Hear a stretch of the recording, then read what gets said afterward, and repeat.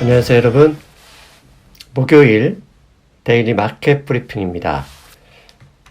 오늘 새벽 끝난 미국의 주요 지수부터 보겠습니다. 어제 트럼프 대통령의 탄핵 이슈가 불거지면서 모조리 하락했던 주요 지수들이 급 반등, 상승을 이뤄냈습니다. 특히 어제와 비슷하지만 나스닥이 오늘은 가장 큰 상승폭을 보였습니다. 반대로 밑에 금, 골드 시장은 온수당 28.9달러가 하락했습니다. 가장 큰 타격을 입은 하루였습니다. 그렇다면 시장이 왜 갑자기 이렇게 반등을 했는지 지금부터 알아보겠습니다. S&P 500 차트를 보시면 어제 마켓 브리핑에서 언급을 했었죠. 51선을 지지하지 못한다면 201선까지 하락 조정을 염두에 두어야 한다. 이렇게 걱정 겸 소식을 전했는데요. 일단 51선에서 반등을 시현했습니다. 시장은 아직 불마켓을 포기하기 싫다. 좀 더 올라가야 되겠다. 이런 의지를 보여줬다. 해석할 수 있겠죠. 반대로 10년 만기 국채금리 강한 상승을 했습니다. 5.93% 올라서요. 1.732%를 기록하고 있습니다. 9월 16일 이후 지속적으로 다시 하락하면서 위험자산 회피, 안전자산 선호를 다시 되돌리는 거 아니냐 이런 걱정을 했는데요. 일단 오늘 새벽에는 상황 여건이 개선되었는지 시장이 일단 채권 금리의 반등을 이루어냈습니다. 오늘 시장의 반등을 이루어냈고 채권 금리 상승, 골드의 하락을 일으켰던 가장 큰 원인은 트럼프 대통령의 기자들과 이야기에 있었습니다. 트럼프 대통령은 오늘 기자들과 만난 자리에서 이런 얘기를 했습니다. 중국과의 협상이 예상보다 빨라질 수도 있고 예상보다 일반인들이 생각하는 것보다 빨리 타결될 가능성이 있다 이런 얘기를 했습니다. 영문 원문을 보면 They want to make a deal very badly. 그러니까 반대자겠죠. They는 민주당이나 민주당 지지 세력 이렇게 보면 되겠죠. 그러니까 협상이 아주 안 좋게 끝나기를 원하는 것 같지만 It could have sooner than you think. 예상보다 빨라질 수도 있고 잘 될 가능성도 있어. 그거 무시하면 안 돼. 이런 이야기를 했습니다. 즉, 이 이야기를 들은 우리 시장 참여자들, 주시장은 중국과의 타결 가능성이 높구나. 이렇게 해석하면서 상승 행렬에 동참했다. 이렇게 말씀드릴 수 있겠죠. 홍콩의 사우스 차이나 모닝 포스트, 친중국 신문이죠. 보도한 걸 보면 중국은 이미 미국 농산물을 구입하기 시작했다고 합니다. 결국 이 농산물을 구입하는 이유는 결국은 굿윌이죠. 굿윌. 즉 미국과의 협상을 잘해보기 위해서 트럼프 대통령을 두둔하고 지원하고 나선 격이죠. 결국 이런 일련의 최근의 상황을 보면 중국과의 협상은 예상보다 조금씩 더 빨라질 가능성도 배제할 수 없다. 이렇게 말씀드릴 수 있을 거고요. 오늘 새벽에는 또 미국이 일본과의 무역 협상을 완료했다라고 발표했습니다. 지금 보시는 화면은 월스트리트저널의 기사인데요.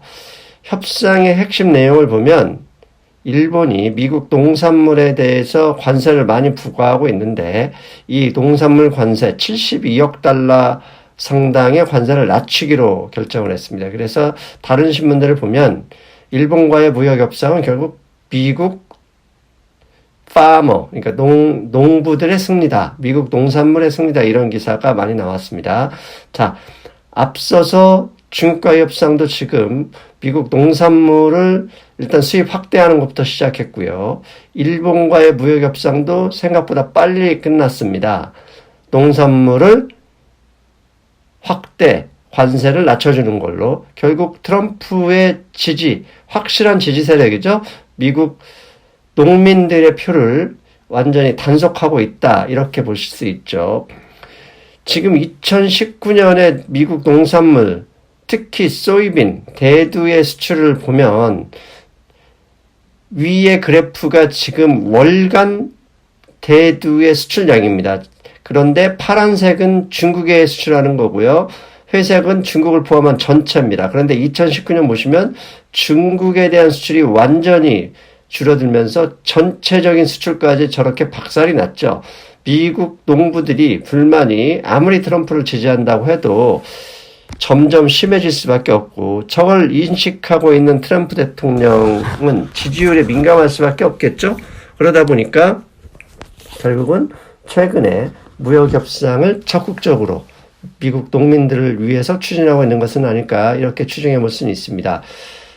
당연히 어제와는 반대로 중국과의 이런 협상 타결 가능성의 소식이 들리면서 나스닥이 가장 많이 반등을 했고, 그 중심에 당연히 필라델피아 반도체 지수가 있습니다. 필라델피아 반도체 지수 어제보다 1.78% 상승을 했는데요. S&P 500 차트와 동일하죠. 51선을 밟고 바로 반등에 성공했습니다. 자, 그렇다면 이렇게 주식시장이 상승한 걸 볼 때 트럼프 탄핵 이슈는 사라졌느냐? 절대 사라지지 않았습니다.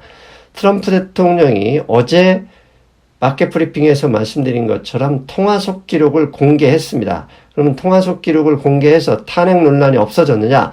탄핵 논란이 더욱더 가속화됐습니다. 트럼프 대통령의 지지층에서는 대가가 없었다고 얘기를 할 수 있지만, 민주당을 지지하는 미국의 주류 언론들은 전부 다 통화 녹취록, 속기록이죠. 녹취록이 아니라 속기록을 공개함으로써 우크라이나 대통령의 영향력을 행사한 게 사실로 밝혀졌다, 이렇게 강하게 얘기를 하고 있습니다. 그래서 오늘도 민주당은 더욱더 공세를 취하고 있는데요. CNBC에서 이런 기사가 나왔습니다. 증권시장 참여자들은 트럼프 대통령의 탄핵 추진을 클린턴 2.0으로 간주하고 배팅하고 있다, 이런 얘기를 했어요. 클린턴 2.0으로 간주하면서 증시에 배팅한다, 이거 무슨 얘기일까? 예, 어제 보여드렸던 그림, 트럼프 대통령의 98년 탄핵 사태와 그 기간 동안의 S&P 500 지수를 보여드리는 건데요. 다시 한번 이건 세세한 당시의 정치 일정과 비교해서 알려드리겠습니다. 맨 왼쪽에 빨간색 보이시죠? 7월 초에 어제와 같은 미국, 당시는 공화당이죠. 공화당, 하원을 장악하고 있는 공화당이 의회에서 클린턴 대통령의 성추문에 대해서 공식적으로 탄핵 조사를 시작하겠다 선언을 했습니다. 그리고 나서 약 3개월이 지난 10월 8일에 의회에서 하원에서 탄핵 표결에 들어갔습니다. 그런데 희한하게 표결에 들어가는 시점이 당시 98년 S&P 500의 바닥점이었습니다. 즉 표결 이후에 12월 19일에는 이제 하원에서 통과가 됐고 2월 12일에는 상원에서 부결이 됐는데요. 즉 본격적으로 하원의 표결을 상정한 순간이 바닥이었고, 그때부터 본격적으로 상승을 했고요. 하락은 표결 전까지, 즉 불확실성의 확대 문제로 인해서 주가가 계속 빠졌던 거죠. 즉 앞에서 CNBC가 이야기했던 건 뭐냐, 결국은 시장은 두렵게 불확실성의 문제로 하락하긴 하겠지만 탄핵 여부, 탄핵이 통과하든 말든 결국은 곧 반등할 가능성이 높다. 그걸 보고 시장 참여자들이 배팅하고 있을 수도 있다, 이렇게 판단한 겁니다. 즉 제가 어제 올린 댓글에 보면은 탄핵이 된다 안 되는지 싸우는데, 저는 탄핵이 된다 안 된다 그런 관심이 없습니다. 다만 증권시장은 항상 불확실성을 싫어하고요. 악재든 호재든 결론을 내면 그때부터는 불확실성의 제거로 인해서 상승한다. 그 점을 기억하셨으면 좋겠습니다. 즉 오늘 시장에서 우리가 아주 중요한 특이점 발견한 게 있습니다. 그게 뭐냐? 증시는 트럼프의 탄핵 이슈와 이 트럼프의 탄핵 이슈를 벗어나려고 하는 무역협상의 진전 뉴스의 주도권 다툼이다. 이게 무슨 얘기겠습니까? 최근에 트럼프 대통령의 지지율이 하락하고 있죠. 그 하락했던 가장 큰 이유는 경기 침체 가능성이었어요. 근데 경기 침체 가능성을 벗어나는 가장 좋은 방법은 그것을 일으켰던 중국과 그 다음에 EU나 미국과의 무역 관세 분쟁이었습니다. 이것을 해결하게 되면 당연히 경기 침체 가능성이 줄어들고 그로 인해서 주가 상승은 예견이 되는 거죠. 그렇다면 내년 대선에서 권력을 다시 찾아오기 위한 민주당에서는 무역협상은 트럼프 대통령의 고유 권한이니 침해할 수 없고 그것을 방해하려고 결국 탄핵의 불확실성을 높이고 있을 가능성도 있다. 그렇다면 트럼프 대통령이 그 민주당의 공세를 막는 방법은 결국 무역협상 진전, 이를 통해서 경기 회복, 주가 상승을 도모하는 수밖에 없다. 그렇다면 증시는 앞으로 트럼프 대통령의 탄핵 변수와 이것을 넘어서려는 트럼프 대통령의 무역협상 진전 뉴스의 기싸움으로써 방향을 정할 가능성이 높다. 이렇게 판단할 수 있을 것 같습니다. 여러분도 앞으로는 중국과의 협상 부분은 되도록이면 좋은 쪽으로 나타날 가능성이 높다고 보셔도 될 것 같고요. 다만 민주당으로서는 조 바이든 아들의 마약이든 뭐든 그런 거 상관할 필요 없어요. 민주당은 일단 트럼프 지지율을 깎아내기 위해서 정치적 공세, 탄핵 공세는 더욱 강화될 것이다. 이렇게 보면 되겠습니다. 마지막으로 아마존 알렉사 이야기 좀 하고 가겠습니다. 아마존이요, 오늘 새벽 알렉사 음성인식 소프트웨어죠. 알렉사 뭐 좀 열어줘 이런 거죠. 한국에서 최근에 SK나 네이버, 클로버 뭐 이런 거 있잖아요. 그게 결국은 다 아마존의 음성인식 소프트웨어 SDK를 쓰고 있는 건데요. 이게 무슨 얘기냐? 음성인식, 기계가 음성을 많이 들을수록 AI, 음성 관련 AI 지능 능력이 올라가겠죠. 그래서 아마존이 무슨 일을 벌였느냐. 2017년부터 자신들이 개방한 알렉사 음성인식 소프트웨어를 무료로 개방해주고 있습니다. 그래서 네이버나 SKT나 한국의 웬만한 기업들이 음성인식 소프트웨어를 사용하는 것들은 겨우 다 아마존의 알렉사 소프트웨어를 쓰고 있는 것이라고 보시면 돼요. 무료로 그냥 나눠주는 겁니다. 왜? 그게 음성인식 생태계, 음성인식 플랫폼을 위한 아마존의 거대한 계획이죠. 결국은 음성인식이나 얼굴인식, 그 다음에 클라우드로 대변되는 인공지능의 시장 확대는 계속될 가능성이 높다.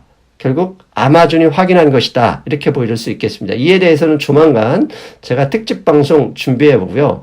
그렇다면 한국에서는 인공지능 관련 주식, 5G 관련 주식으로는 뭐 오이솔루션, KMW, RHIS 이런 주식들이 어마어마하게 올랐잖아요. 그렇다면 인공지능 관련 주식은 무엇이 있을까? 제가 여러 전문가들과 상의하고 내린 결론들이 있는데요. 그 부분에 대해서 조만간 방송을 해보겠습니다. 여러분, 저는 오늘은 여기까지입니다. 저는 내일 아침에 뵙겠습니다. 여러분, 안녕.